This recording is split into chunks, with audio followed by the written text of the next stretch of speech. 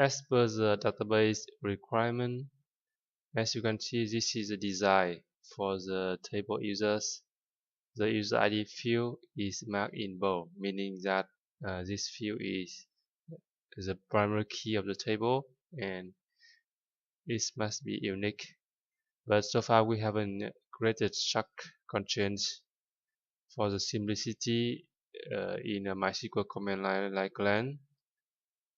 So now with MySQL Workbench, I'm going to show you how to make such constraint set primary key require unique constraint for fields in the table using MySQL Workbench program. Now switch to the Workbench program.